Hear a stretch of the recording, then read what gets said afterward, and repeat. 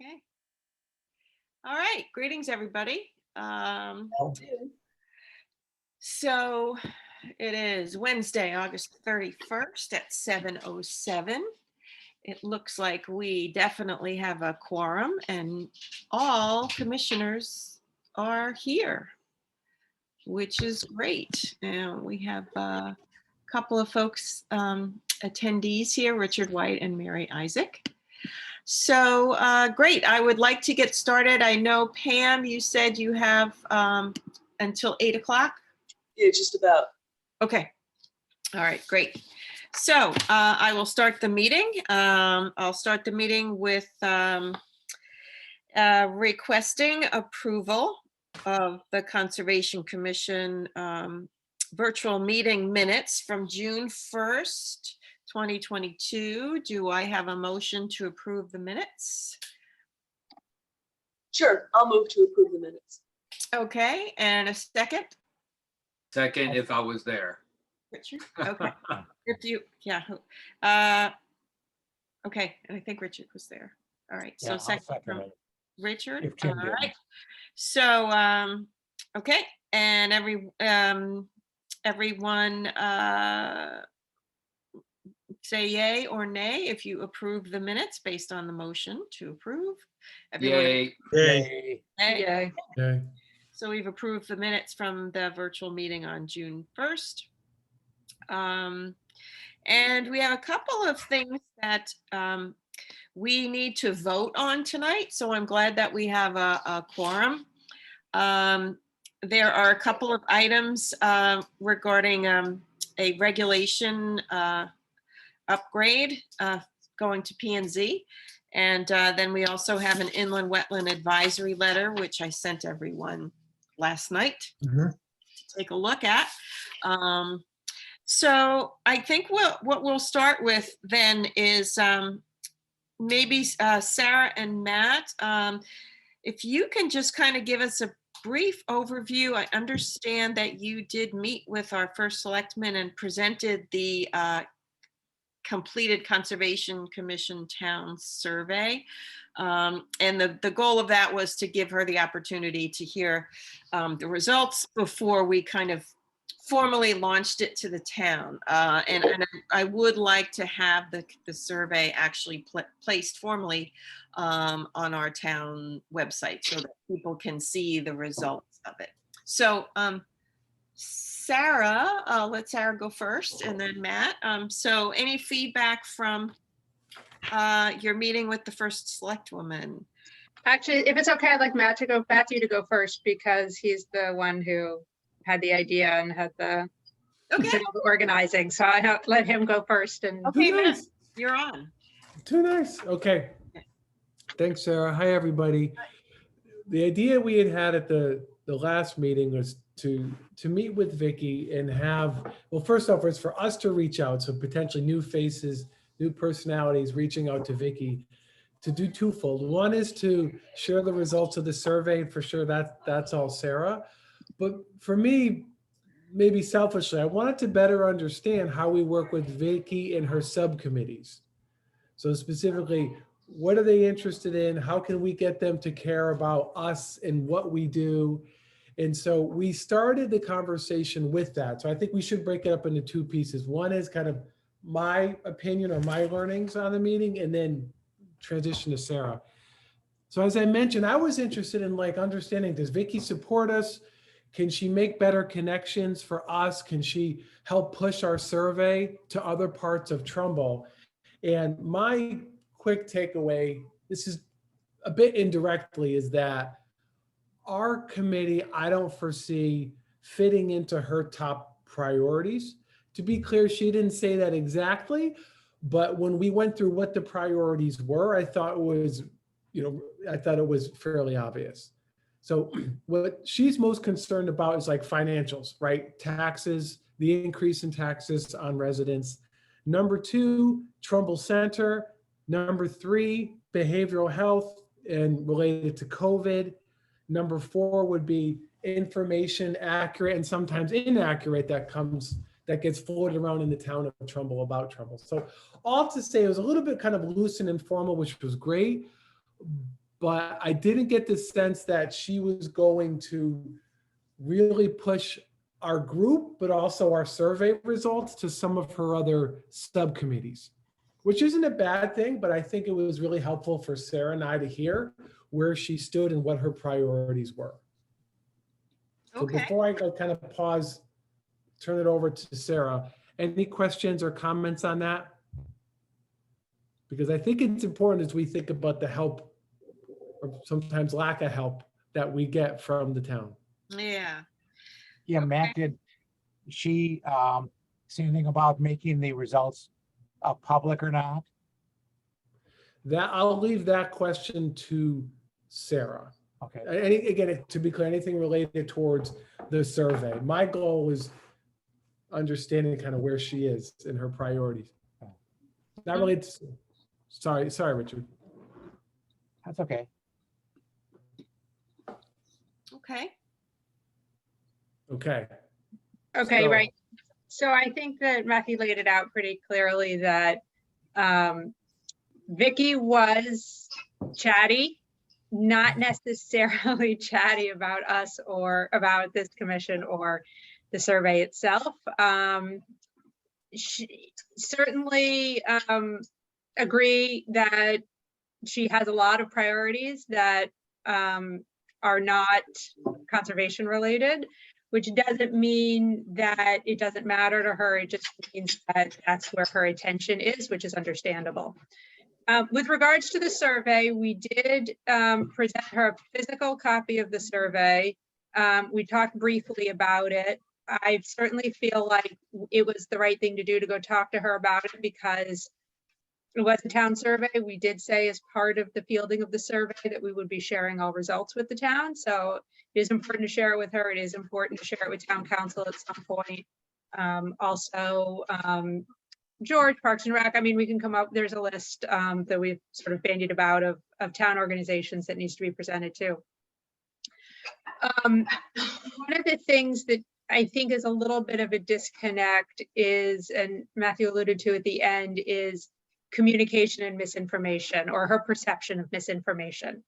And that some of the comments in the survey, she really had hung up quite quickly on seeing a couple of the comments that she felt were just completely misinformed about how the town was responsible for or dealing with private property, like the Daniels Farm property, or and I'm sorry, I don't have my notes in front of me and I forget the other one that she referenced, but just the idea, A, the town has more authority on private property sales than it does, and B, there is a perception that somehow the town is not following the laws, such as the 100-foot setback, or so some of the comments that were either negatory or accusatory or quite passionate, she kind of got derailed into talking about how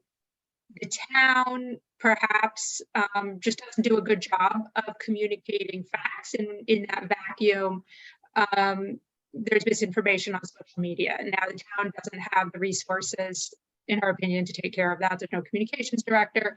So it feels like a void that we can fill is perhaps doing a better job of communicating to residents the things that we are doing, the things that we want to do, the things that maybe we're struggling with a little bit because the squeaky wheel and all that.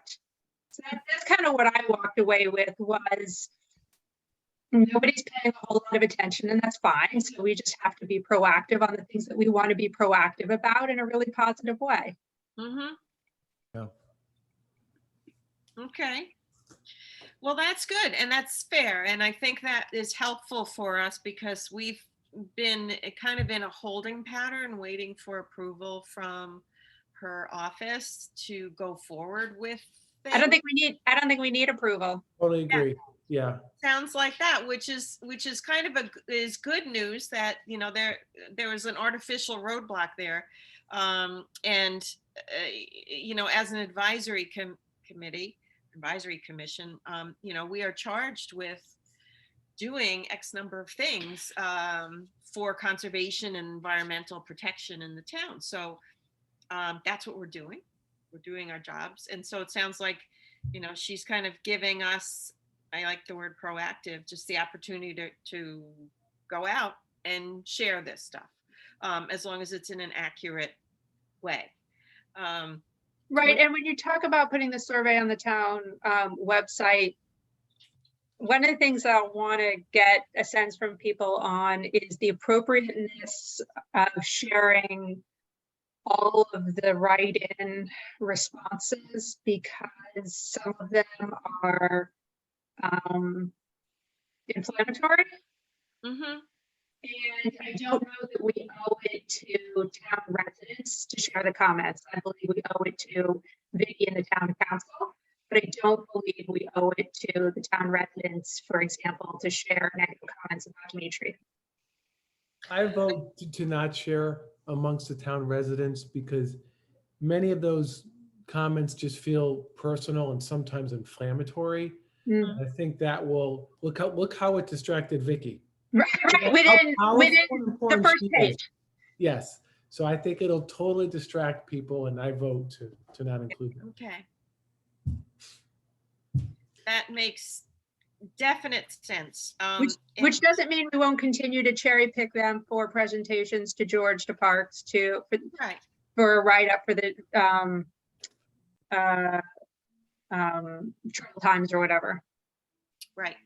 That's So what true. you're thinking of is just simply putting the summary metrics, you know, percentage and stuff, but leaving out the public comments, I think, or the private comments. I think that's good. Yeah, I mean, I'll probably still, I think I'll still, you know, a couple, in the first presentation I gave, there were, I didn't put exact quotes, I just put thematic quotes that came up a lot, like comments on Trumbull Center, or comments on,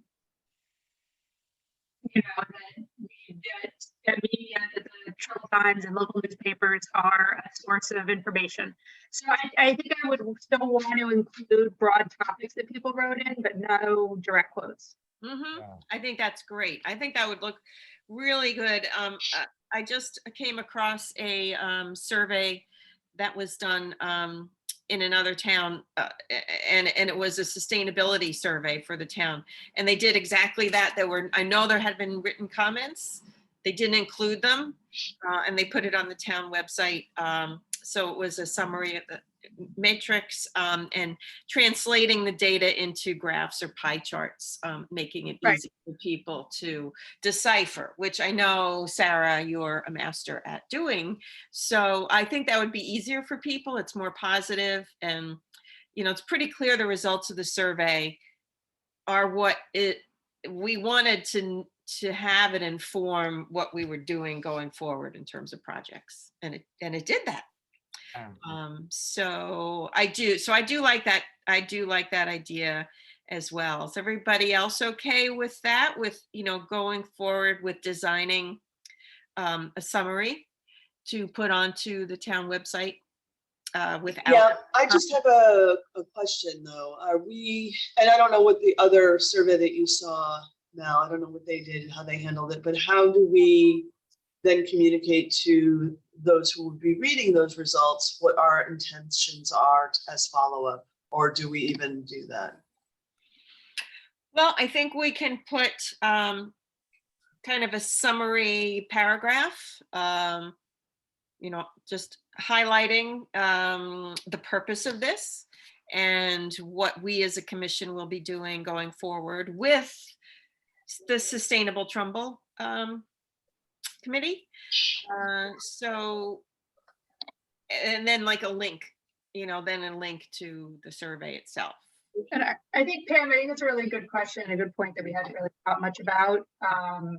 And do you think something like a short paragraph that says that, you know, the commission will continue to use this along with other recent studies such as the NRI and Watershed, et cetera, in making recommendations for initiatives such as Trees for Trumbull, 1,000 Trees for Trumbull? Yeah, I think so. I mean, it's one thing to know that they've been heard, but then what are you going to do about it, right? Mhm. Okay. So if you're reading that and you're not involved in the day-to-day like we are, kind of immersed in this all the time, just between sustainable and this, I feel like, I always have my mind on that.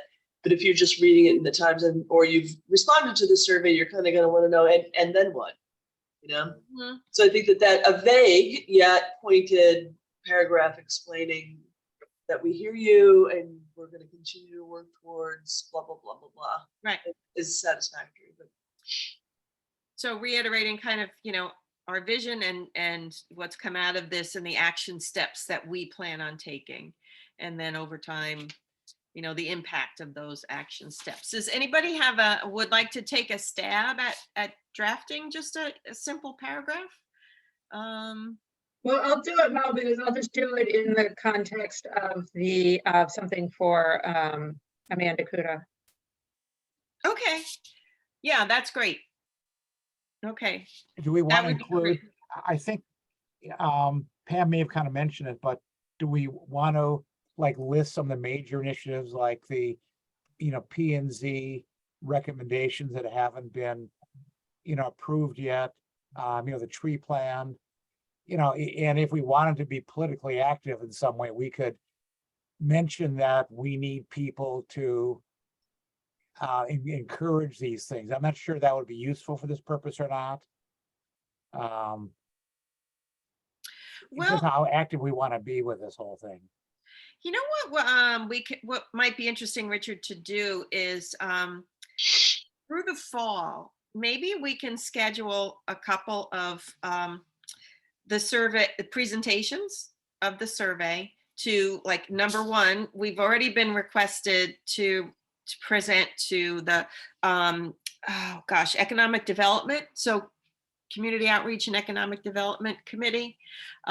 We were on Sustainable Trumbull meeting, and Pam, what's his name? Who's the new member? Ralph Sather? Ralph, yes, Ralph Sather. That's him. He was actually kind of disappointed at the lack of enthusiasm from the administration about the results of the survey, about the survey in general.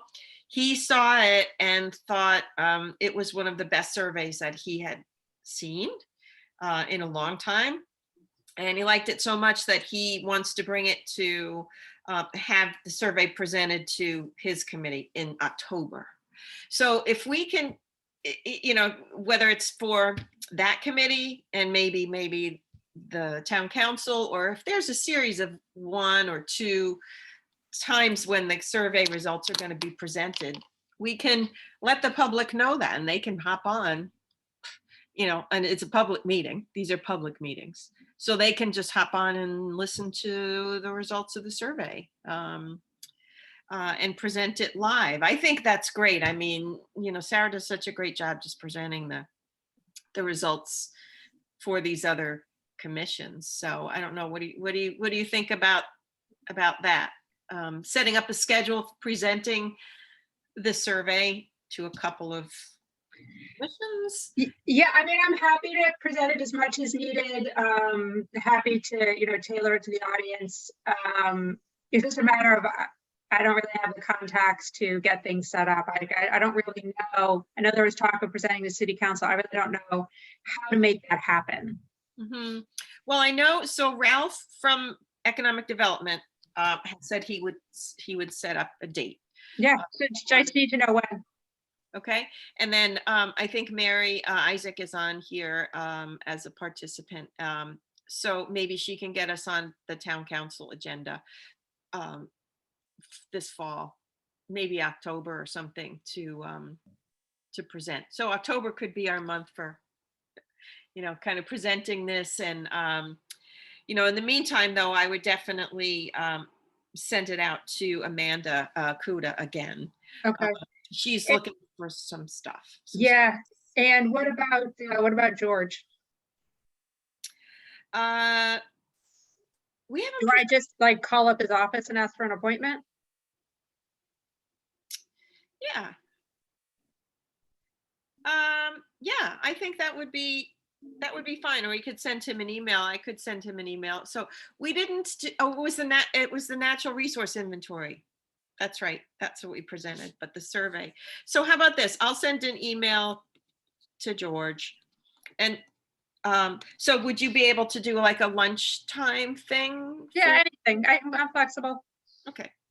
I can be there in person or virtually, whatever works for him. Okay. So Hey, that, Mal, just on the subject of George, did you ever hear from him on the community garden thing? no. No. Not heard back from him on that. Okay, so that's good.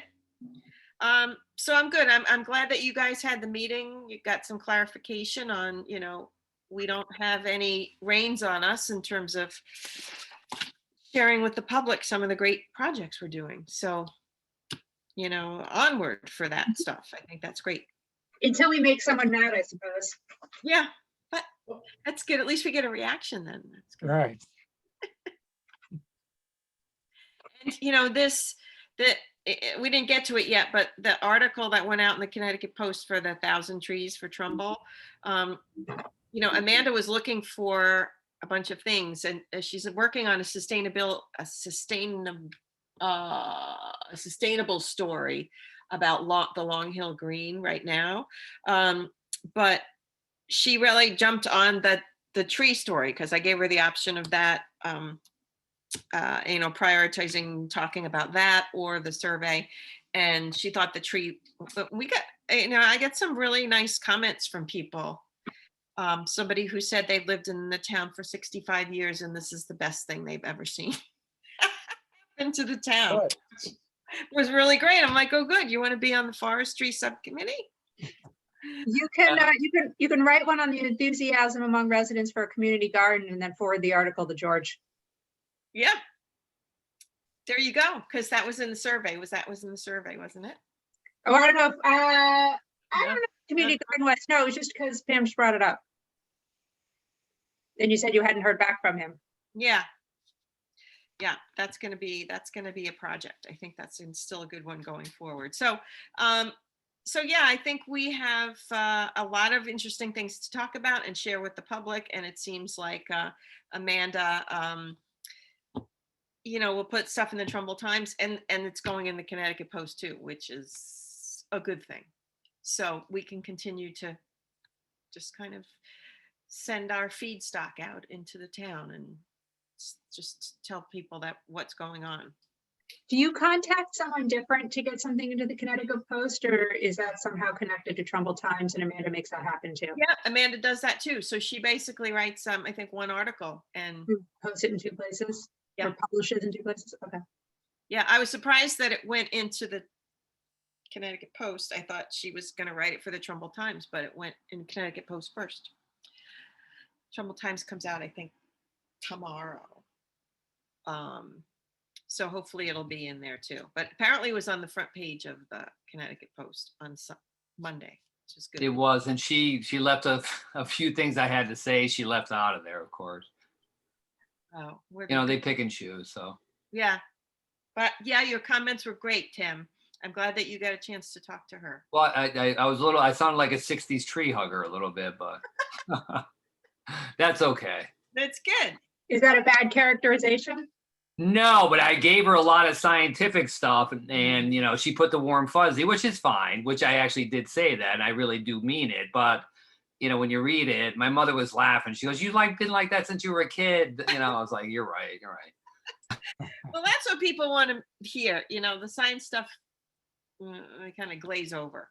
But I think, it was good. It was good to get it out there. So, okay, so any more comments on the survey or launching it on the town website? And we're good to go. Thank you, Sarah and Matt, for taking one for the team. Appreciate it. So let's move on to old business. So the first thing I'm going to talk about is the status of the P and Z regulation upgrades. I spoke to the town attorney today. Jim Cordone called me back.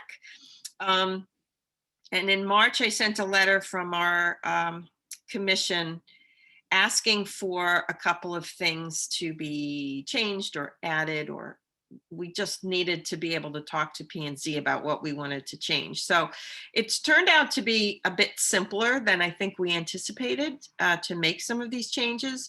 So the one that, the first one that I'd like to get your support on today is the actual town regulations on clear cutting. They've been drafted. They are in the works. And I think the clear cutting area, an area of less than 10,000 square feet may be clear cut without a permit. Any clear cutting at one time or over an extended period of more than 10,000 square feet requires a special permit. So I think the clear cutting is fine. It's good because it's limiting the size. They can't just come in and just like completely clear cut major areas. The concern we had was with the steep slope. So rather than a formal steep slope ordinance, we're going to just request a change in the current steep slope regulations. So I sent to you guys, I emailed it to you, and it says the plan of conservation and development defines and identifies steep slopes in excess of 20% grade and the sensitivity of such slopes. Therefore, the clear cutting of a site, developed or undeveloped, is prohibited if not in accordance with the following requirements. And one of them is the clear cutting of any area, including steep slopes in excess of a 30% grade, shall require a special permit. What I spoke to Jim about today was that we as a commission have been talking for a long time that we want this changed to a 15% grade. And that is based on the Connecticut DEP Low Impact Development Appendix and Connecticut DEP guidelines for soil erosion and sediment control is very clear in there.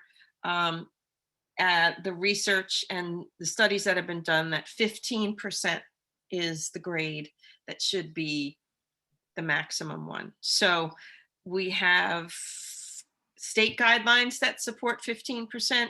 There are studies that support 15%. So then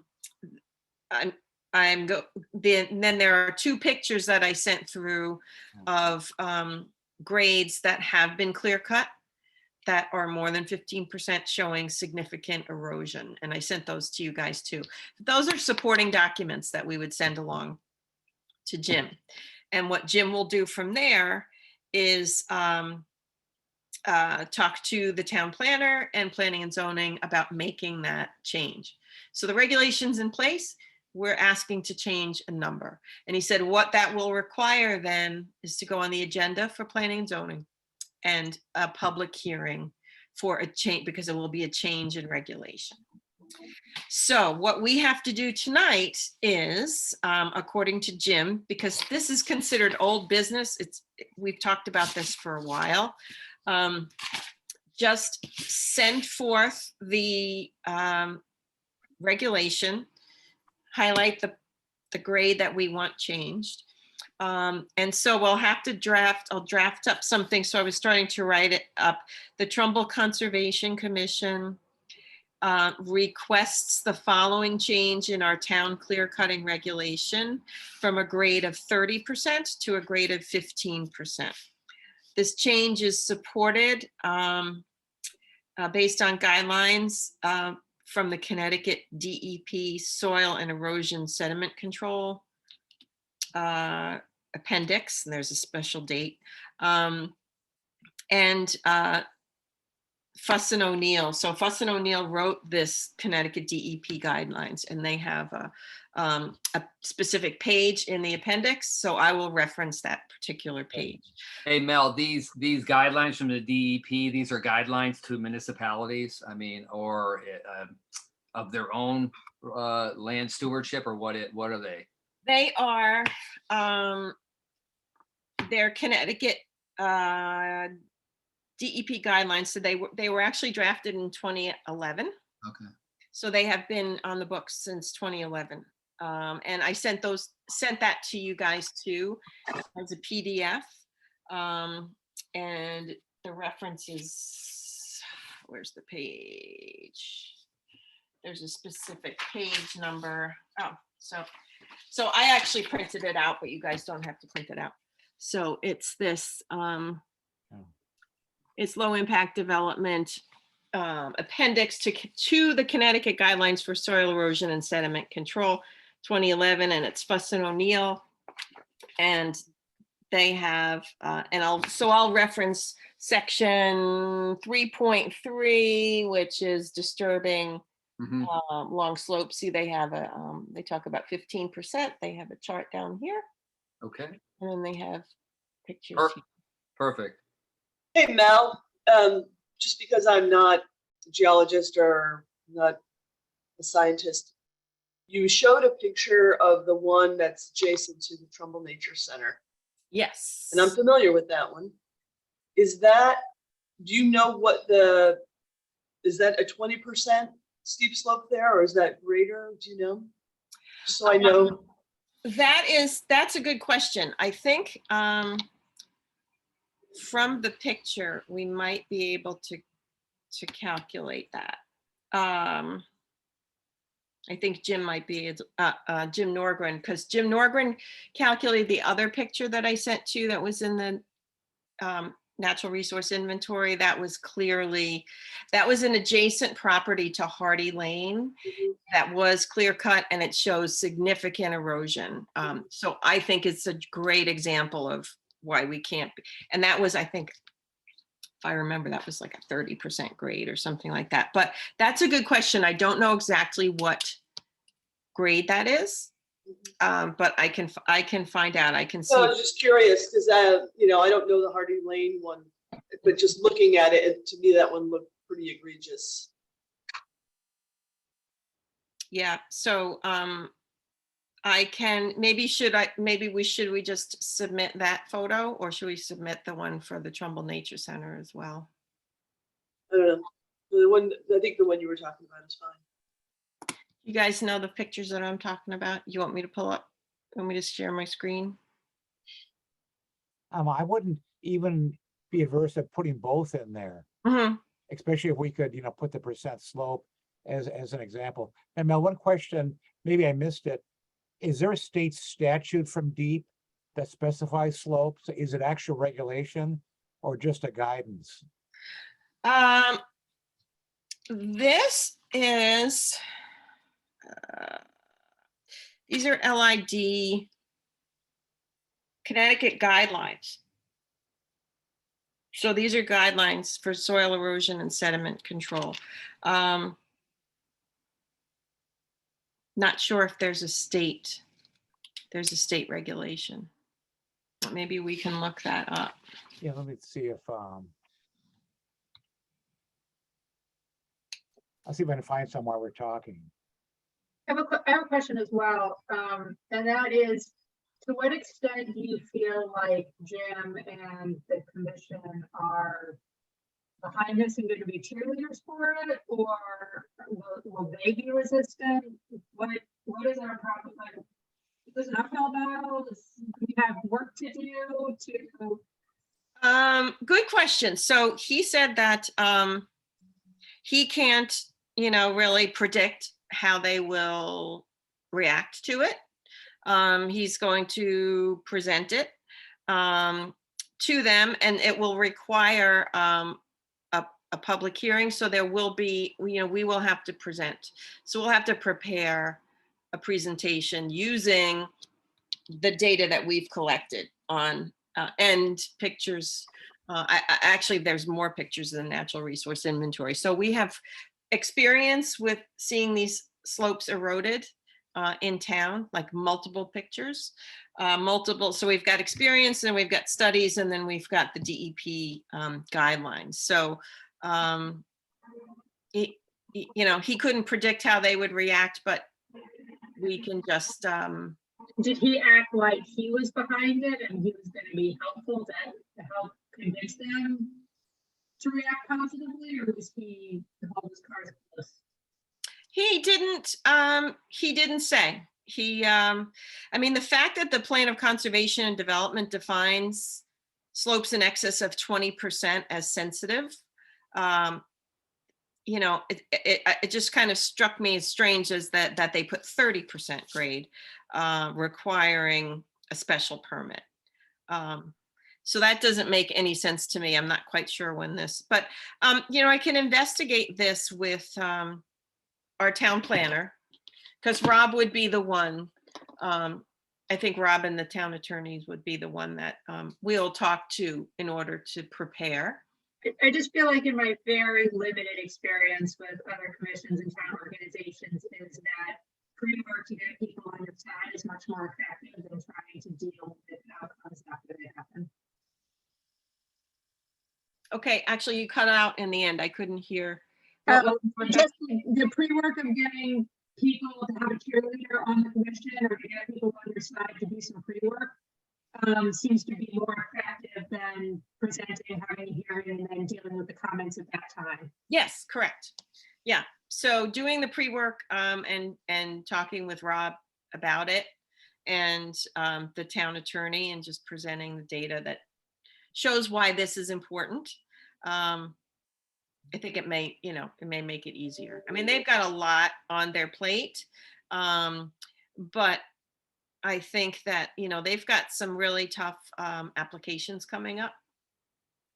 And the fact that there are very few properties available that are able to be developed.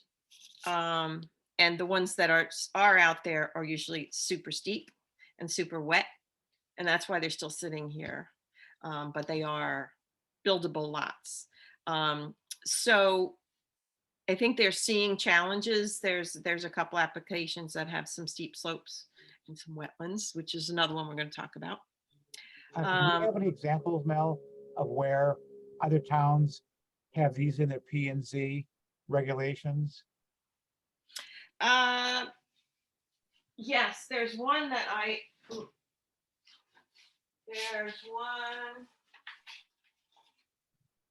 Well, we can look at other towns, but this one actually is from New York, Lewisboro.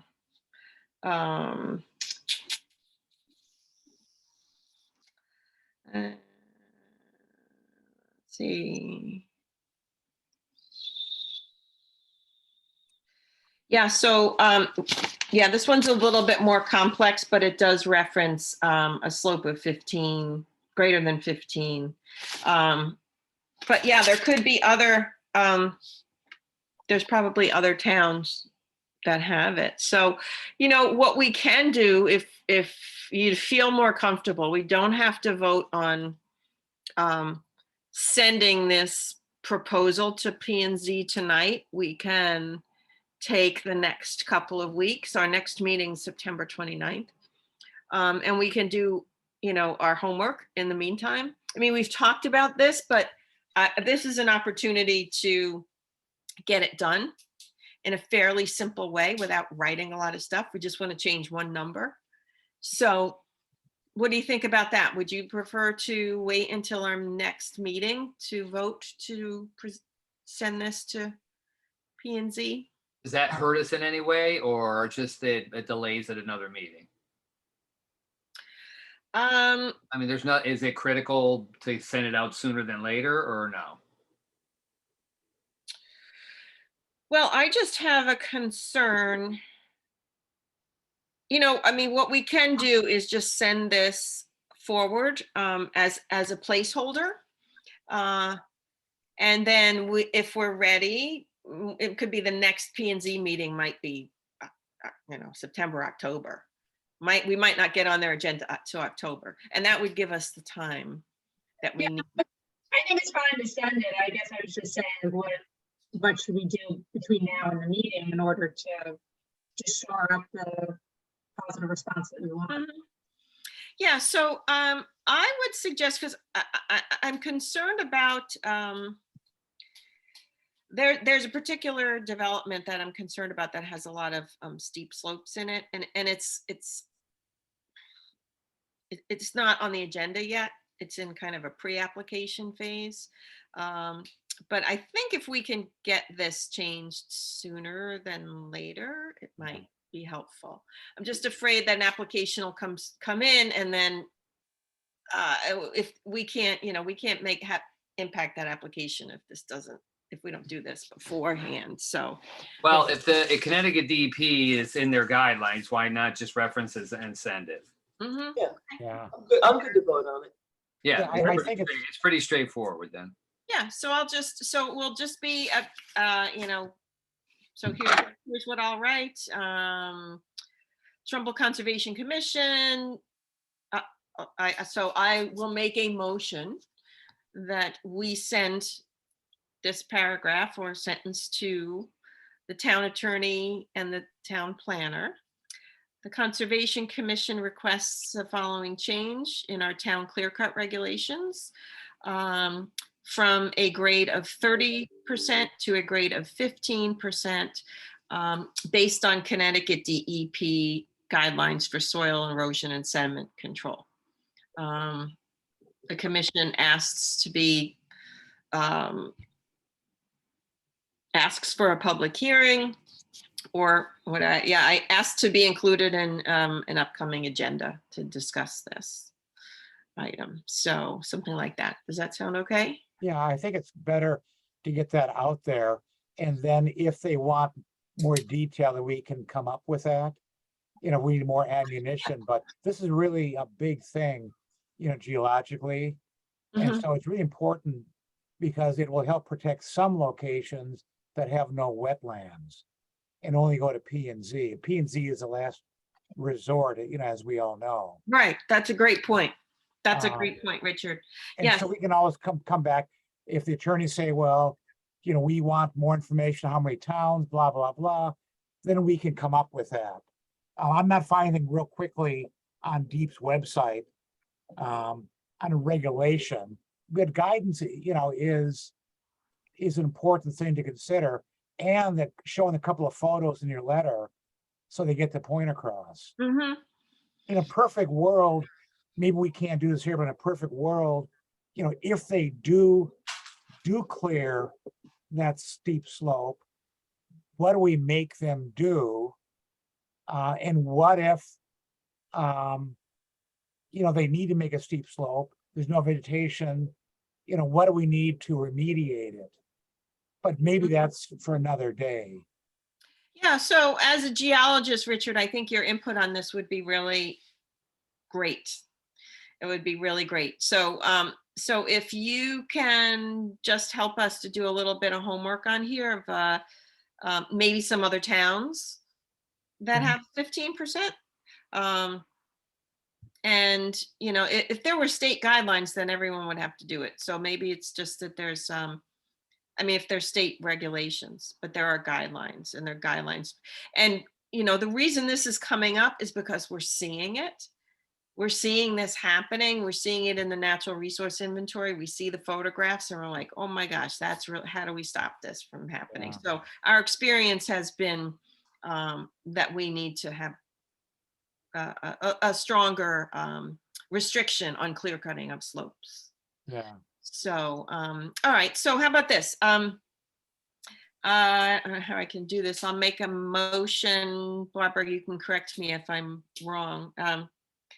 Make a motion to allow Mel to send a request letter to the town planner and the town attorney requesting a grade change in the clear cutting regulations. So I have So I think you should, Somebody someone, else needs to make it someone else needs to make it and then and then second. second it and then vote. Okay, so can somebody else make the, Yeah, I propose that we include a letter to the powers that be to request a change to P and Z steep slope from 30 to 15%. okay, Barbara, is that Second. covered enough? Sarah, do So we have, which is the, so Mary Ellen, you wanted that, your motion. You gave a motion. You asked someone to present that motion. Richard changed it, so we have to do something. okay, well, we can use Richard's. Okay, Oh, no, I was trying to, maybe I was trying to that's fine. mimic It was mimicking Mel's, that. but It was close enough because I don't think I could even say again what I said. So, okay, so we just need a second. I second it. okay. And all those in favor of this motion to send this letter? I, I, Okay, great. Very, motion carries. and in the meantime, after the fact, I'll look at towns, see if they have, 15% slope. But I don't think that's needed for your letter to go out. Yeah. But, ammunition if No, it we doesn't. need it. Yeah, it'll just give us an opportunity to kind of get in the queue. This is getting us in the queue, that's all it is. It's just allowing Yeah. us to present our case, Yeah. so to speak. Okay, good. So that one we can do. The other one that we need to vote on, because we're approaching 8 o'clock, is the inland wetland application, which I sent to you guys all the information last night. It was an application that in June, where's it?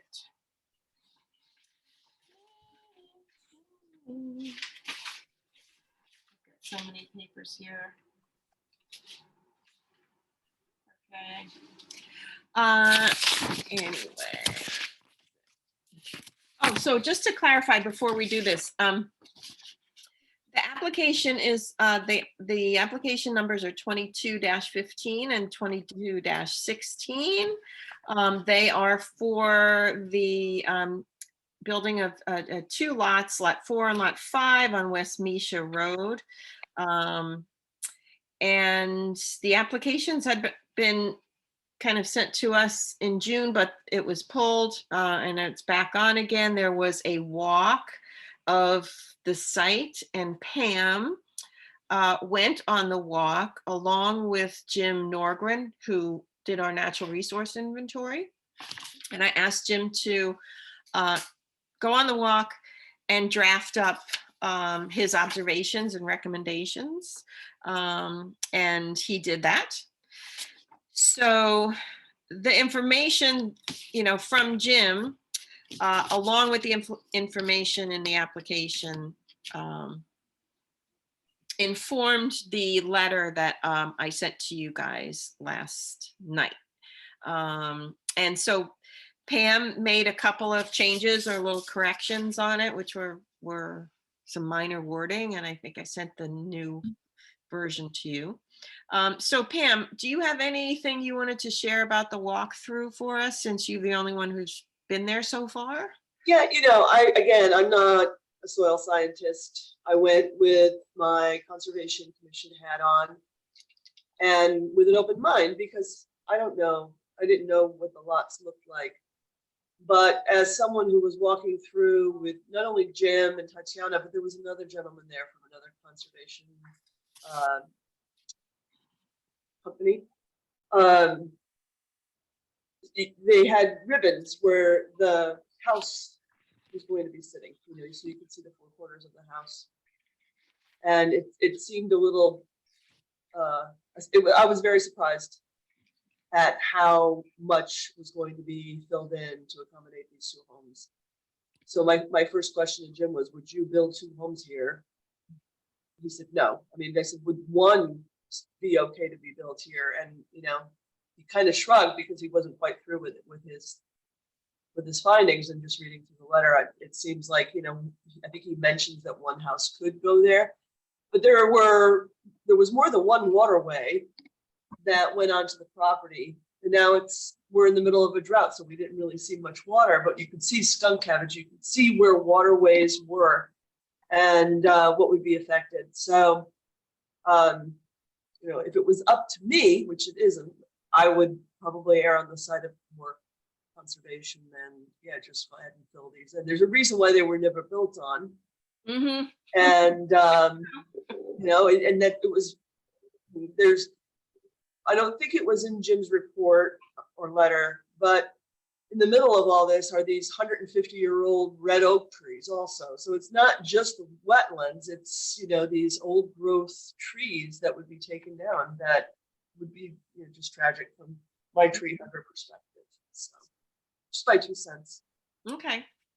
Well, thank you for going with him. I appreciate it. And so the town is very concerned about these applications because the most blatant reasons they're concerned is they haven't seen an application like this in probably over 20 years or more. It actually requires the filling of wetlands. And so when you hear the term filling of wetlands, I mean, this is not 1972 where you used to be able to do this. And so it's a real challenge for the town to manage this application. And the other thing it's doing is there's a stream on the property. They want the stream to be put inside a pipe. So the stream itself is going to be redirected and piped. Now, these are two pretty significant impacts. And then on the filled wetland, a house will sit. So for all the reasons that I mentioned in my letter, I am submitting this advisory letter to Inland Wetland. They actually asked us to do this.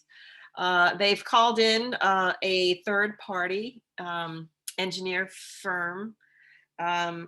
Ty and Bond is going to come in and reflag the wetlands completely. Because from the map that I sent to all you guys, Jim did an overlay of what the applicant's soil scientist marked for the wetlands and what the USDA soil map looked like. And the applicant's soil wetland markers were like 55%, making the wetland 55% smaller than the USDA soil maps. So the town is hiring a third party, actually, and the developer's paying for it, to completely reflag the wetlands.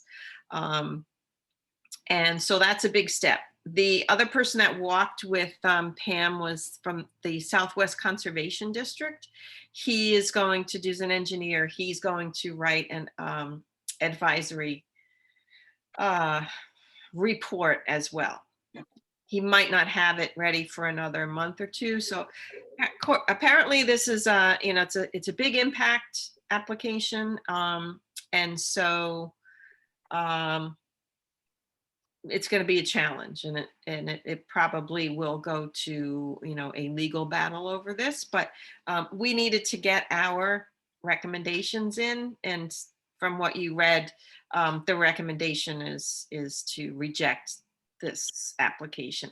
Apparently there was an application that went before them in 2011 on the same spot that was rejected. And I have a question. It was Question rejected. about this. My impression when I read it was that the letter that you wrote had lots of, we think this is a really bad idea. I didn't see any references to studies, to ordinances, to, you know, anything specific. And, you know, you say, oh, it's kind of going to legal battle. Is there anything about what they're trying to do that actually is anything other than just a terrible idea? People need it to be a terrible idea, but are there studies or anything that we could more directly reference? or site or something. Yeah, I think we're in a situation right now where we only have like preliminary information on this. So, the first step is to get clear guidelines and clear markers where the wetlands are. And until that, until that comes back, until they get that done, we're kind of just in a holding pattern based on what the applicants, advisors, they hired, they have a soil scientist, and then they hired an ecologist. And so we can only base our letter based on. I guess I'm just thinking, like, is there a study that could be cited to give all the reasons why it's a bad idea to redirect a stream into a pipe, for example? I don't know. I couldn't hear what you said. Sarah, you're breaking up, so I can't clearly hear what you. It's okay. No, I'm sorry. Sarah, your audio is it's garbled. Yeah, Sarah, do you have an external microphone by any chance? No. I wonder, it's starting a little bit worse. My wife's had a problem with her laptop, and I used an external mic.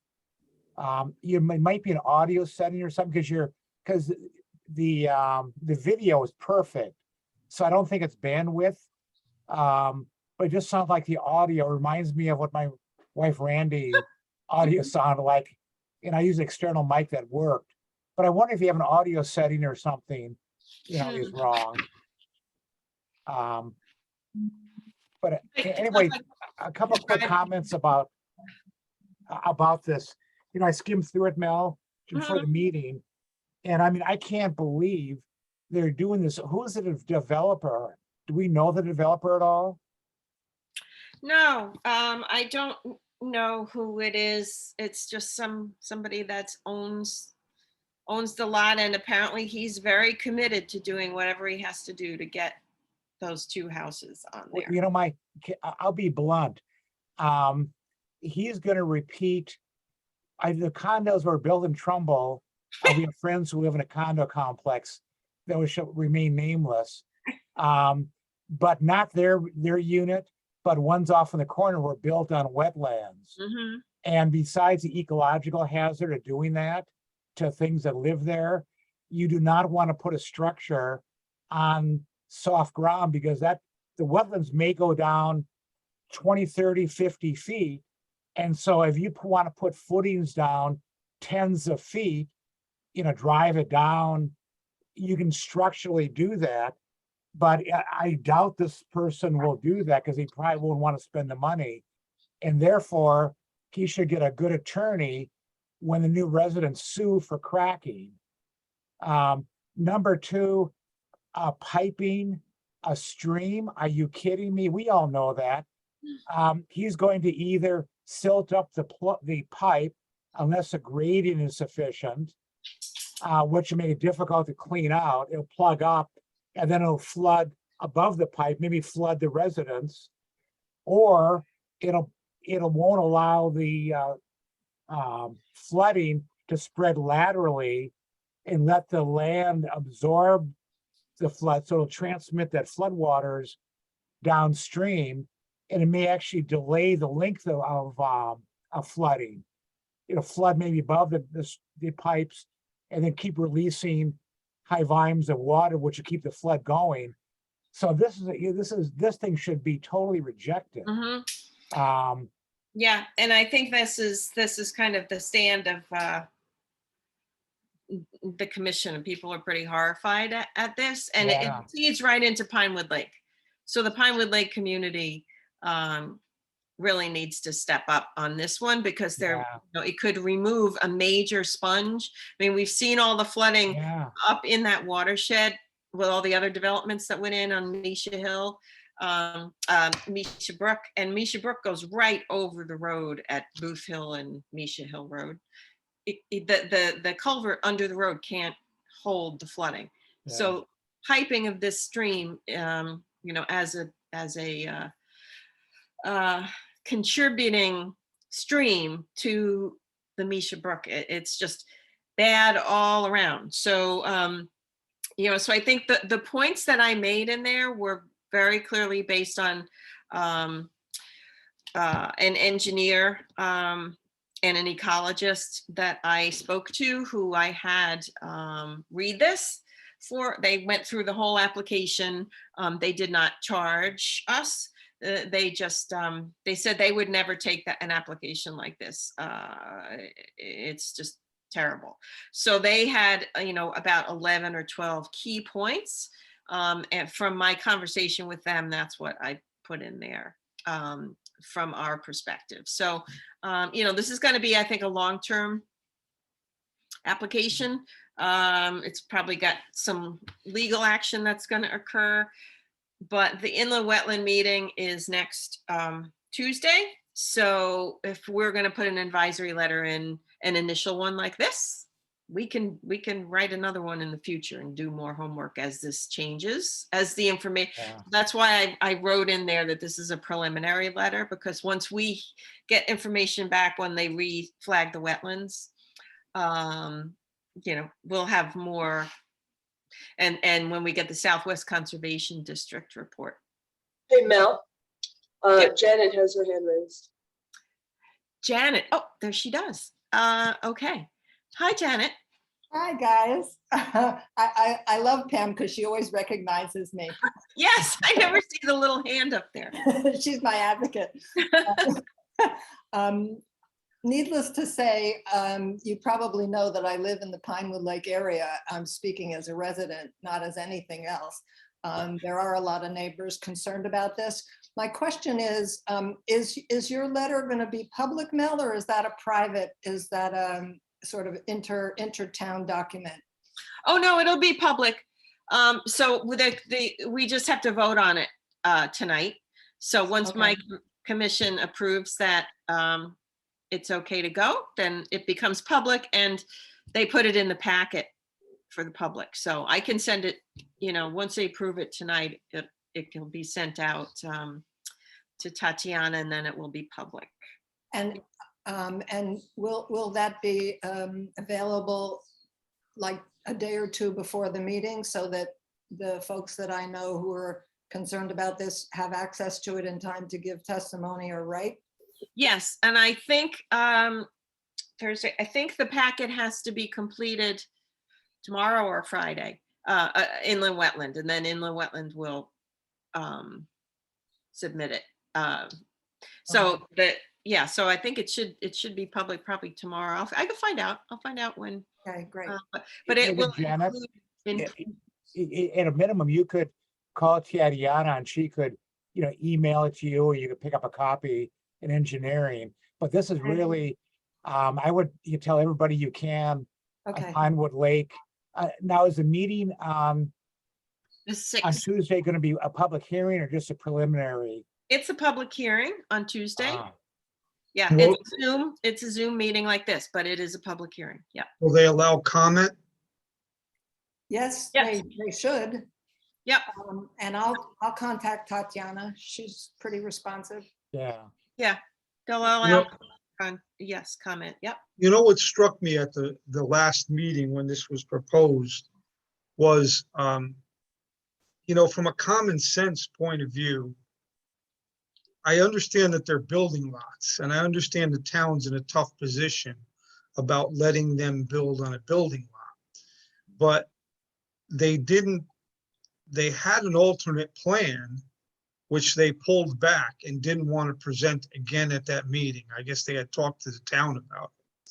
So because it's a approved building lot, their view is, you've got to let us build, so we need to build the size house that we want to make it worth our while.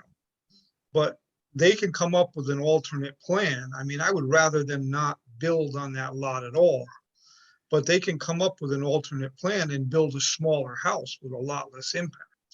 Yes, absolutely. And they could build one smaller house on lot 5 or whatever the second lot is, where they could pull it away from the wetland. Right. But yeah, they've presented no alternatives at all. They've also presented no options for, wetland remediation anywhere else or on the site or anything. So yeah, there's a lot missing here. And yeah, it's just terrible. I mean, who wants to build a house on a filled wetland? It's not going to be on a slab. There's no basement, and the water table's really high there. You'd have to be beaver to want to build a house on this piece of property, but Yeah. it's very strange. Yeah, so it's a bad one. It's a major challenge. And again, like I said, no one's seen anything like this in a long time since that other condo development that will remain nameless. Yes. I don't know, I don't know if it's material, but the owner of these properties is a town resident living not very far away from these properties. And apparently the contractor or whatever it's called, who is, planning the development of these two pieces, was involved in this maybe 15 years ago, according to a neighbor of mine who was a realtor, who walked with the IWWC way back when with the same person. Just as background. So it does involve somebody local. This is not an external developer. Yeah. Yeah. Yeah, I think they're trying to make hay while the sun shines and house the housing markets up. But I wouldn't buy a house that was built on a filled wetland. Well, I feel for them a little bit because they bought the lots as vacant lots and they own the property. And what are they gonna do with it? But that's not the point for us. The point is you shouldn't be building on it. Mhm. And that's unfortunate. They can't, it's not like they can sell them. They can't sell the Yeah. lots. Who's gonna buy them? Yeah. I mean, I feel sorry for them, but Latin saying, let the buyer beware. They bought something and didn't do homework. I mean, it doesn't take a rocket scientist or a geologist to figure out all those wetlands. Oh, I think might settle. Even if it's on a slab, slabs settle too. They gotta have, this is crazy. I think I like this letter. I think like in paragraph 14, maybe stress, a pipe, flooding and, put that in there in bold or something like that. We're not structural engineers, and we can't probably put that in there, but also, building a normal home foundation on filled land ain't smart. And it's a full employment program for the attorney once the builder gets sued potentially. We can't put that in there, but this is like totally crazy. It is. And I just, I felt so much better after I spoke to the engineer and ecologist from Land Tech, who is based in Southport. So Mel, are we going to vote on this now? Because I've got Gotta go, yes. Oh. So Sorry. can somebody make a motion? And then would somebody like to make, because this is coming from me again. Somebody else like I'll to? make a motion that we submit this letter ASAP before the inland wetlands meeting on the 6th. Okay, do I have a second? Second, John Masari, second. All those in favor of sending this advisory letter to inland wetland? Aye. aye. Okay, all right, motion passes. All right, so we got two things to send out today. That's great. Thank you. Thank so you. everybody's welcome to get on the public hearing for inland wetlands next Tuesday, 7 p.m. Oh, now Janet, do you know how to get on the Zoom now? You would be, as any of us, not being on the commission. Although actually, there's a question for Bill. If it's a public hearing, how do the people who want to be on the Zoom get the Zoom connection? They ask for a public comment. Okay. I know most of my neighbors are aren't necessarily comfortable speaking, but they do write to the commission. And, you know, usually Richard Gerard asks if there have been, you know, letters received or not, stuff like that. Yeah, and I think that the audience, I believe that they can message people if they don't want to speak. But it's really important, you know, if we could overload the Zoom server, that would be great with Pinewood I'll- Lake. I'll Resident- definitely ask. Yeah, I'll definitely ask. because it can't hurt. Sometimes, you know, the only thing standing between an approval, especially if they're threatening lawsuits, is lots of public interest in not having it approved. So Yeah. Yeah. I'll convey the message. thanks. Okay, so, that's great. The other thing here is, the native plant recommendations for Trumbull, submitting it to Inland Wetland and Planning and Zoning, and native plant ordinance. So I had a discussion with the town attorney about this today. And his suggestion, I thought, was a good one. So he told me that, inland wetland, for the most part, always makes recommendations that the landscape plans or restoration is native plants, because they have a landscape architect on the inland wetlands. And so that's something that they do. And so it doesn't necessarily need an ordinance or a requirement. His suggestion was that for us to do the same thing with planning and zoning, the person who sees the landscape plans is no longer the tree warden. It is Rob Labrandy, the land use planner. So he said the best way to do this is for us as a commission to state that we would like to offer our services to intervene and review at his approval any applications, any landscape plans that come through. And rather than go with a formal plant ordinance, you know, send the list that we have, and you know, the plan that we put together, which I think is the list is very simple, the one that Pam put together.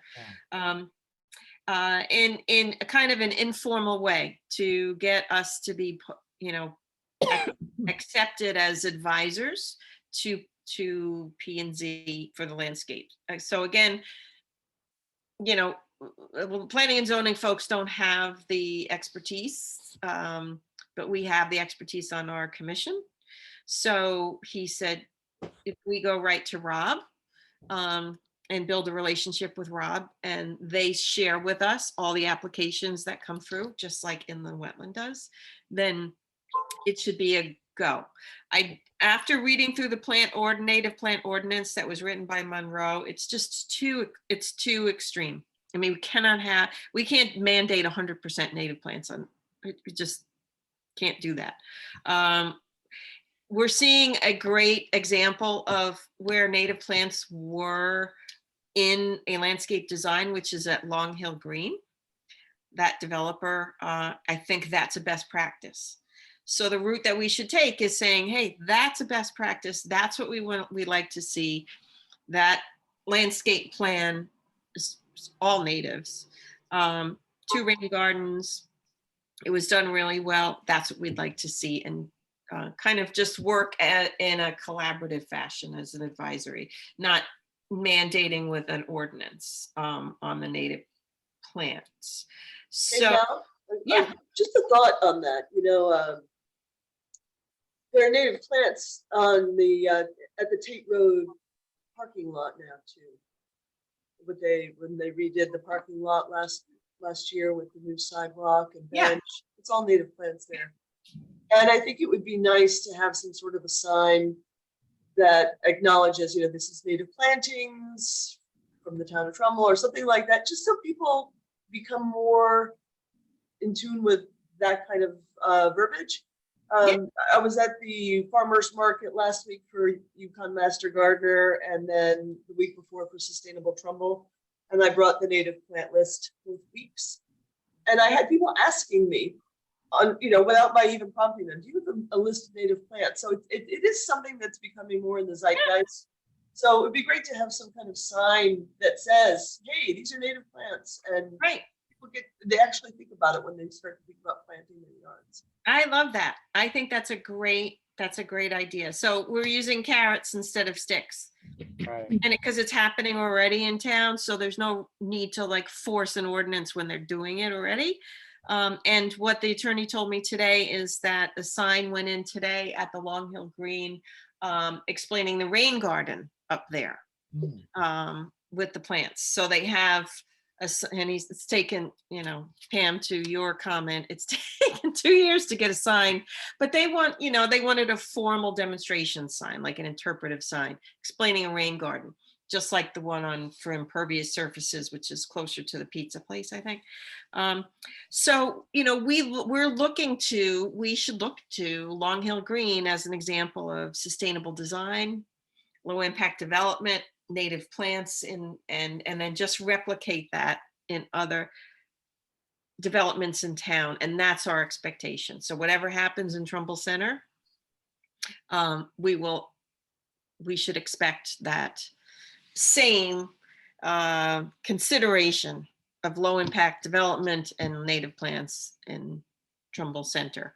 And he also said, in relationship to the other ordinance we wanted to put through, the riparian one, which I think we're going to have to work on, he's putting a reference for Trumbull Center. This is some good news. How do they put it? A requirement for approval is that entire application has to go fully before inland wetland, before it goes to planning and zoning. Good. So that will help pull that application away from the river. And Jim said he's also putting a reference in there as part of the approval that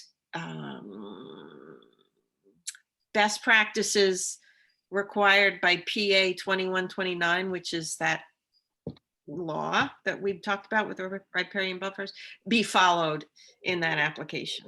So he's like, you can put flags in and insert these statements into the requirement for approval, that this be followed. So that's a good way to get, because that was my biggest concern with the Trumbull Center application, is way too close to the river. It's a very sensitive watershed area. So that's the good news with that. It is going before inland wetland, and he's putting a little notation in there that the application will have to follow PA 2129 without us cramming an ordinance in. So it was a very helpful talk with Jim today, because it, instead of, we're holding these flags for, I want an ordinance for native plants, I want an ordinance for this one, I want an ordinance for, other than the change in the regulation that exists for the steep slope, these other ones can be just kind of folded into what exists now without ramming new ordinances and regulations, he said, because that will get significant pushback from the inland the P&Z Commission.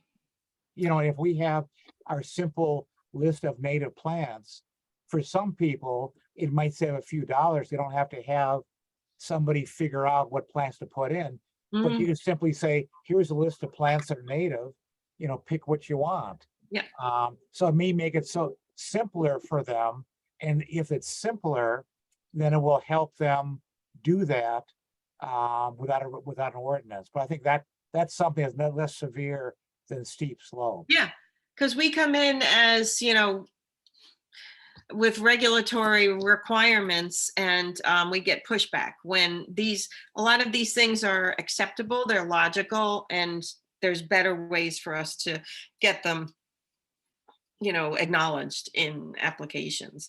And then another great example that occurred this week is Tashua Knolls, the golf course where Tim, I know you go up there a lot, but Christine up there has this incredible population of monarch caterpillars that like she's got like over 40 monarch caterpillars that they've gotten from the golf course on their milkweed.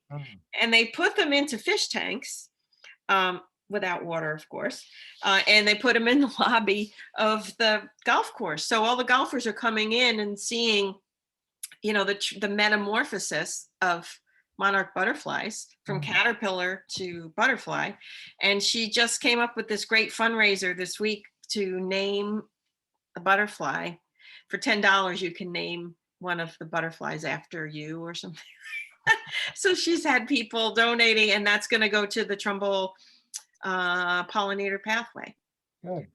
So there's good things going on. That's another article that Amanda would be good for her to write. I told her about it. Pam and I sent information to Amanda about her going up to the golf course. So it's like there are people doing really good things, and let's just showcase them. Instead of waiting to be recognized, we have to, you know, get those stories out there. Just people think nothing's going on, and there are some really good things going on. So, So Mel, do you going need me back for to anything else? I don't think so. I just needed you for those 2 votes. Okay, well, you can count on me to help with the 1,000 trees for Trumbull. And we did hear back from the pollinator pathway this afternoon that they cannot take the funds from Tashua Knowles. Yes, I saw. So we'll That's okay. talk about that we'll figure that out another day. That's okay. But, all right, I gotta go. Thanks, All right. everyone. Have a good night. Okay, take care, Pam. Thank you. Pam. Thanks. Mel, quick Yeah. thing, going back to Long Hill Green sign. Is there a website describing Long Hill Green somewhere on our town website? I do not know. That's a good question. The person that would know would be Rena, I think, Rena Bacalar. Because Okay. that's kind of, she's, you know, economic development and community outreach. So she's the one that's really trying to spread the good news about these developments. So Is she the one then doing the sign for that? she's probably, yeah, she probably was working on the sign, got the funding for it. Yeah, So why I'll don't call you, her. yeah, call her or send her an email, but that would be great. Because I know the newspaper is going to profile the sustainability efforts at Long Hill Green. Because, you know, if we have a website with content, which there should be, then there might be a QR code there linking that, you know, because the more we can, you know, we're sort of on a roll right now with some of the stuff. And so the more we can educate people, you know, the more likely the community will be to follow ecological things. Mhm. So, yeah, I'll email her and see what I can find out about that. Okay. That's great. Thank you. And the only other, so that's the pollinator pathway update. The only other thing still on here is the 1,000 trees for Trumbull, which we're working on with Sustainable Trumbull team. A lot of funding has come in for this. Of course, we've got $12,000 in our Conservation Commission budget, but we also have about at least $15,000 to $17,000 in private donations. One's from Aquarian, the other one's from the New York Community Foundation. Ken Hallaby just said that he's going to make a donation to this. The money for that is going to be held in a separate account at the pollinator pathway. All that funding needed to go to a nonprofit to hold the money. So pollinator pathway, which is a 501c3 now, has agreed to be the fiscal intermediary for us, just to hold that money. They're not going to take any of the money. They're not going to skim anything off the top. They, as a nonprofit, are holding 1,000 trees for Trumbull money for us. until which time, you know, maybe we develop, maybe our sustainable Trumbull team will become a 501c3. And then we can move it there. But the requirement for these donations was that that money went to being held by a nonprofit. So I'm on the board of the Pollinator Pathway. And so we've had many discussions about this, and it was approved and went through. So they're just going to be like a fiscal intermediary for us for that funding. So whatever we decide to do with that funding, buying trees, printing brochures, mailing things, we can access it either through our town, our $12,000. I would suggest that we probably use that money first, the $12,000. We begin to use that, because if we don't use that, we won't get it again next year. So I think what we need to do is draft a plan for 1,000 trees for Trumbull, like based on location, what the plan is for where these trees should go. I think focusing on street tree locations is a priority. The policy for the initiative is we kind of have the lists of trees already, the native trees. We've got right tree in the right place, that kind of stuff. But the plan for where to install, and then I think that needs to be developed maybe by a subcommittee.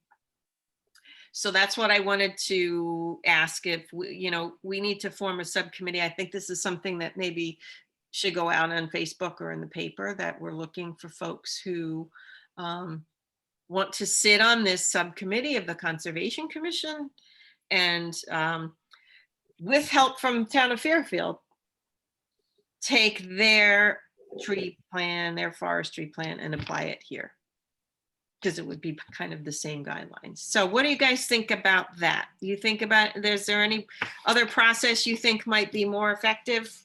Well, yeah, Mel, what I'll say is, I mean, there has to be input from either the tree warden or the superintendent of parks in regards to placement of trees on town property. So really the ultimate decision, with input from the subcommittee or the Conservation Commission, really the decision to where they want them planted really has to, the weight of it has to come down with the town official, because it is town property.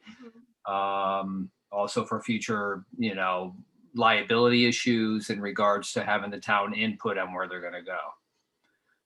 There also, I mean, there has to be some sort of mechanism to hiring a contractor that is approved by the town, insurance requirements, those sort of things.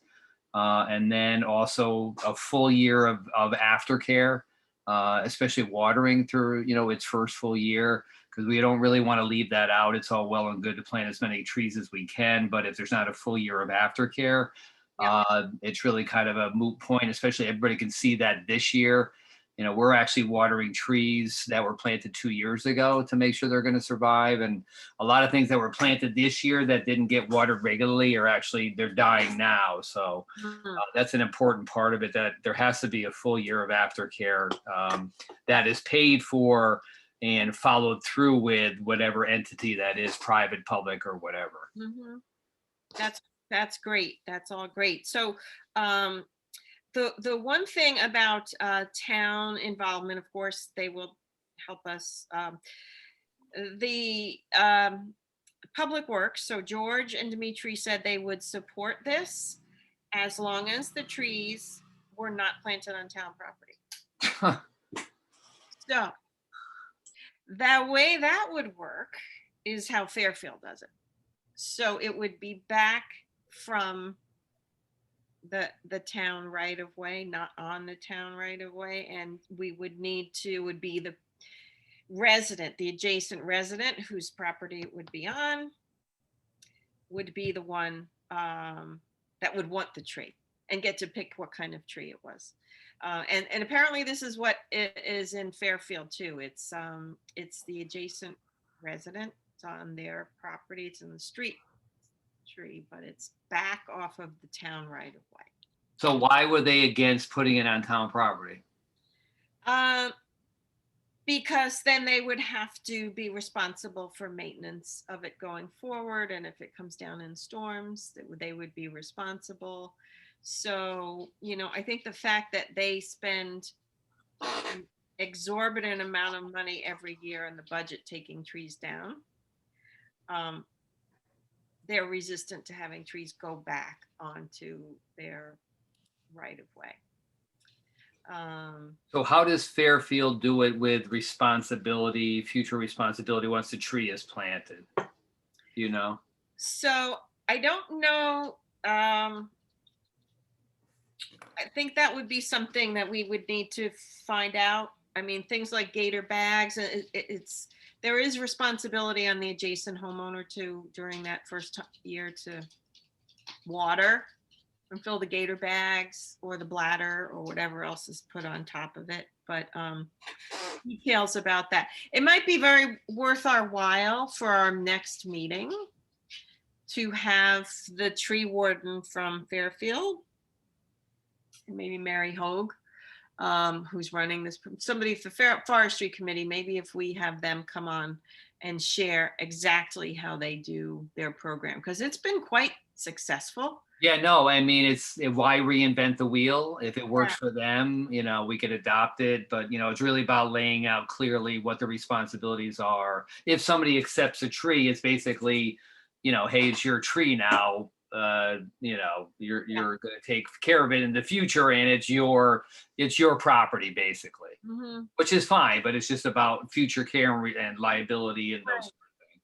Yeah, so if there's a plan for placement of these trees, which will of course work with Public Works and Dimitri and the tree warden about where these should be placed, then the next step will be the adjacent homeowner, because it will be on their property. Right. Can this not also be trees planted on parkland? No, it could be. Yeah, I mean, there's a lot of open space, so it really is about beautifying offset carbon emissions, all the other good things that go with it. That's part of it. Can be on parkland also. Yeah. And I think that is kind of that's a wish list in light of for Dimitri, in light of the trees that are the beech and the ash that are coming down, and we're losing full sections of canopy of trees, and he'd love to see that replanted, certain areas replanted with. So yeah, I think this is like a twofold. I think it's street trees and parkland, replacing the canopy that's being impacted. So this is something that we're going to have to look into in a bit more depth now that we've got interest and funding. We got to do some outreach, and but we also need to have a small committee that does a plan and a policy. And right, because we really want to spend that 12,000 boom right off the bat come springtime. Yeah. So Tim, would you be interested in helping to kind of lead this team? Absolutely. But that would be great.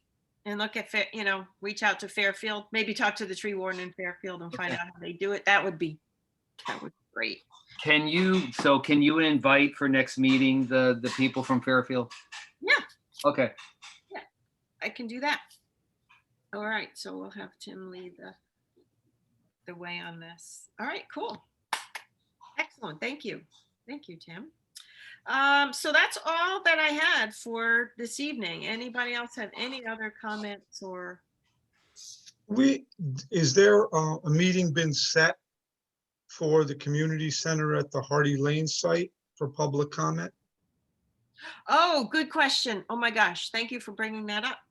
So I don't, let me see, is Richard on? Let me see. Richard's on. Bill, can you bring Richard White and in as a panelist? Yeah, so that he can talk. Because Richard, Okay, thank you. Because I can tell you while we're bringing Richard in, when we had Jim Norgren come and do the walk at that wetland application property, I had him walk the Hardy Lane property and draft a kind of a report. It's like a one-pager thing, which he's still working on. And I have asked multiple times to see if I can get the building plan, because I don't know how we can decide whether that's a good spot if there's no building plan. And it doesn't, I haven't received anything. I haven't received a comment back from the building committee. But we do a profile of the landscape, but we can't, we don't know where they're going to put this building or how big it is. Is it a pool? Is it a community center? Is it a senior center? There's just too many ifs. So, so we have a kind of a preliminary overview of that property that's being worked on. But I'll let, I will let Richard get on here. You're muted, Richard, but if you want to share with us the status of the Hardy Lane. Thanks for bringing that up, John. I completely forgot to talk about that. So yeah, go ahead, Richard. Sure, I'm not on the building committee. I'm actually representing and well, not even representing, working with a group of neighbors who are concerned about any development going on this property. It's mentioned in your in the town's POCD. It's specifically called out in the natural resources inventory, and the Pequannock River initiative mentions it as one of several properties of concern in Trumbull. I also want to pause and thank the committee, or applaud the committee on your work with the 1,000 trees. I think it's 100 a year for 10 years. That's amazingly ambitious. I have a spot on the right side of my driveway that I have in mind for something.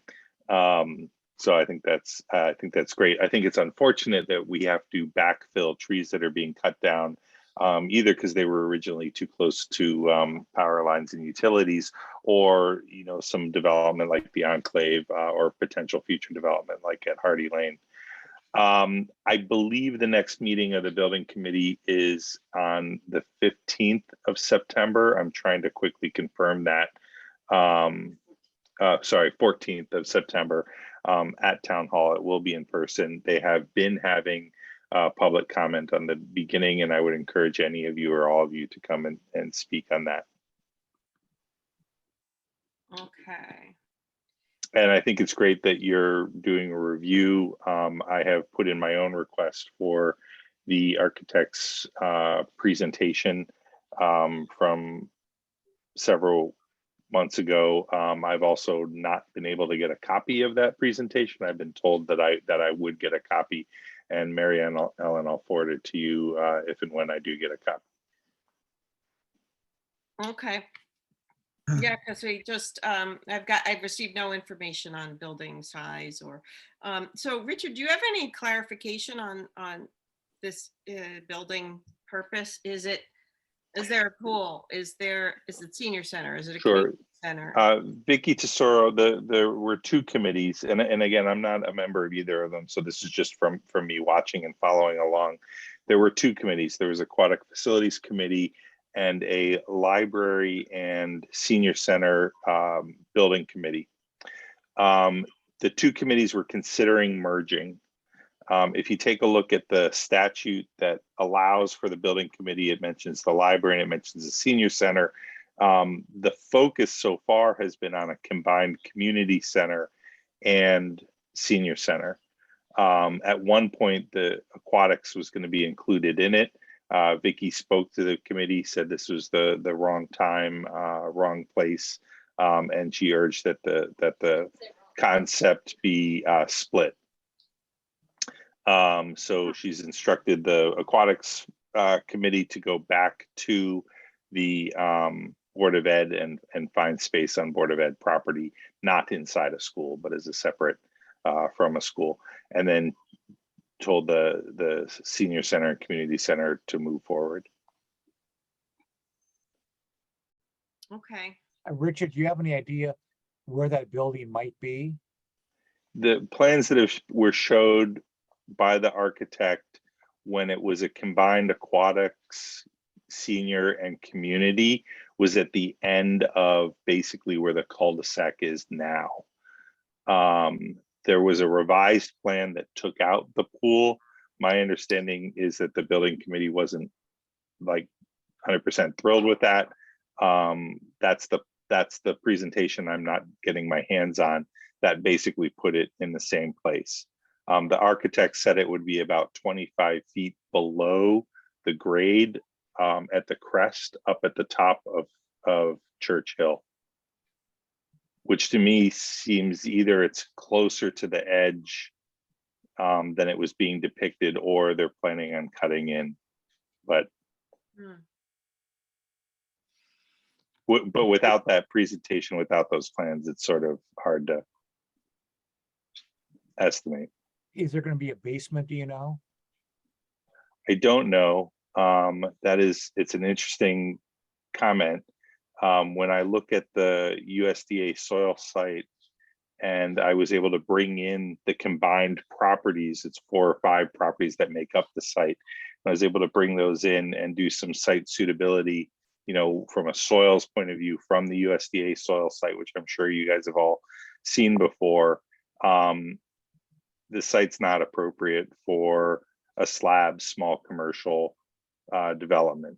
It's borderline for single family residential, definitely not toward the back half of that with a basement. I don't know what their plan is for a basement or a subterranean or like that. Yeah. So it's going to be near the, now I saw something many months ago. I mean, it wasn't final, but will this be near where the steeper slope is? From what the architect said, it was going to be set back from that, but how they're calculating slope, whether they're relying on the soil website for their slope calculations or whether they're just eyeballing it, I don't know. And how they can control runoff from a moderately large parking lot? I wonder. That's a significant question. Yeah, The other thing I thought you guys might want to take a look at is one of the tools that's on the Soil Service website is the ability to say, what would this area be suitable for? Would it be suitable for, playgrounds and ball fields? Would it be suitable for commercial development? Would it be suitable for, fill removal for construction materials, things like that. There are all these questions that you can ask. One of the concepts that's come up for years when the community center was proposed down off of Old Church Hill was that it provides access to the trail. And while the top of Church Hill runs parallel to the Quantic River Trail, it's quite steep down. Yeah. And so I did a quick study basically from to the south of Hardy Lane, following the Quantic, all the way up past Church Hill Road and past those, and said, is this area suitable for recreational trails? And it's you can sort of do, as we saw with the wetlands over on Mishka Hill, you can do anything with a good engineer and a good lawyer. It's going to cost you more. It's going to be more expensive. It's going to be harder to put in. And it's, but it's ill-advised based on what I'm seeing on the soils website. Now, are they going to proceed with this, or do they have an alternate location for the non-aquatic structure? The committee reviewed 12 locations. They've come up with the top. I personally had some problem with their original review process, their site selection criteria. Basically any park is a hard no. Anything without sewer is a hard no. That whittles down the 12 properties very quickly. There's a premium that's being placed to being centrally located, but centrally located is poorly defined. So the latest presentation, they seem to have abandoned their original site selection criteria and process and went with a staff review of the pros and cons of each of the 12 properties and came up with 2 or 3 properties. The final 2 were Hardy Lane and the Long Hill Administration Building. The problem is the Long Hill Administration Building has current tenants, the Long Hill administration, the school district administration. So I'm not really sure what their second choice is. Well, I spoke to Deep, and Deep said that they definitely want input because this abuts state property. So they are going to have to, and I don't know what that means. That's all they said to me. And so they're going to have to deal with Deep on this too. Yeah, I was going through the Pequannock River Initiative. Thanks for looking out for that. I think that's an important step. I was also reviewing the Pequannock River Initiative, and I saw the work that they did, and I think that was Ty and O'Neill. I'm getting them mixed up. It's Ty and Bond and Fuss and O'Neill. It's one of the others. Yeah, yeah. Ty and O'Neill is always a good guess. And they came up with a plan for lightly expanding the parking at the library, and they came up with some cost estimates to that. And I was thinking at some point the town or the Conservation Commission or a group of neighbors would go to the Pequannock River Initiative and say, what's your input on this? But they so clearly list this as one of a very small handful of properties that should be acquired by the town and set aside, not developed. Mm-hmm. So I think to go to Pequannock River Initiative and say, what's the low impact development plan for a property like this? They would just come back and say, what do you mean you're thinking of developing on it? We called it out as not to be developed on. Mm. Yeah, and that's that Pequannock River watershed plan. The group that put it together that I sat on, it transformed into the MetroCog CTAC. So that's actually the group that is now responsible for the implementation of that plan.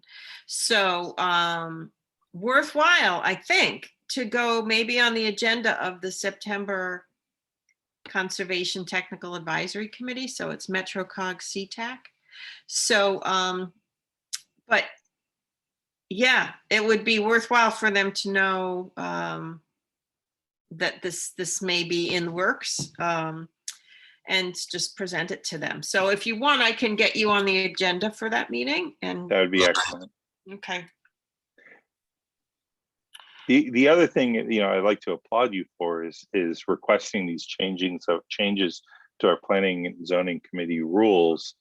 I think they're important. I think the steep slope change is also important. I'm still not clear on what it means to clear cut within 10,000 square feet. Is that contiguous, or is that broken up over a single property, or can that run across multiple properties? And I think it's great that you're bringing these to the attention of planning and zoning, but the town has exempted itself from its own planning and zoning requirements. It was brought up by the head of P&Z in about 4 or 5 years ago to change that. He went to the town council and he said, why don't we remove that exemption so that the town itself had to go before P&Z? And that motion failed. Recently, I brought it up that the town council should again put the town back under planning and zoning review. Mm-hmm. So they still get a review, they still get a say, it's just not binding. So how can we change? I know you've talked about changing that back. So what do we? I think it would be that when planning and zoning goes, I think it would be for planning and zoning to bring that motion to the town council again. Yeah, because I think that would, especially for something like this, I think it would be, Well, I think for any, I think there's a concern that the town may need to move quickly, right? And quickly build something. I don't know what that is. I can't imagine. But maybe a failed pump station for the sewer or whatever, but planning and zoning can meet quickly. Yeah, so it would be great. So if anybody, maybe John, if anybody's available on September 14th, it might be worthwhile to go to, have somebody from this commission go to. Yeah, I'd the like to go. Building committee? Okay. Mhm. Yeah, that would be great. So, Richard, if you get notification of it or something like that, can you can let me know and I'll let the commission know? Yes, Would that be on the town calendar? it is already on the town calendar. Okay. So that would be great. If somebody could go and just listen in on that so that we're in the loop on this. And then when the report is finished, Jim Norgren's finished with the report. It'll probably be really short, but he did walk the property. And when that's done, I'll send it out to everybody so they can just see, it's going to be basically an overview of the landscape, because when he did the natural resource inventory, he did not walk that property because it was private property then. The town had not purchased it. So he couldn't trespass on private property. So now he can walk. So he walked it. So that's great. Well, thank you, Richard, for sharing with us the details on this. I think it's something we need to look at because, I think I thought it was going to be protected. And if they go forward with something, I think the vast majority of the property should be kept as open space. So Yeah, I agree. And having reviewed the USDA website, at one point I thought a few more residential homes similar to what's already in the neighborhood, that there was space for, but given 100-foot setback and the steep slope and the soil conditions, I think maybe one or two at the end of the property, but that's about it. yeah. Okay, good. Well, I'll be interested to go to the next building committee meeting, see what's going on. So thanks for bringing that up, John. I appreciate it. I completely forgot about that. And I knew Richard was in the waiting room all by himself. So he had to bring him in. So I think that's it. Does anybody else have any other questions or comments? It's 8:58. And we're doing good. So I think, do I have a motion to close our meeting? I motion to close the meeting. All right, we have a second. Second. Second from John. Okay, great. Well, thank you very much, everybody. Thanks for getting on, and I'll look forward to continuing. Our next meeting is September 28th at 7 p.m. Okay. Okay. See you Have a guys. good night. Thanks again. Take Bye. care. Everybody. Good night. All Bye-bye. right, Bye-bye. Thanks, Barbara. you're welcome.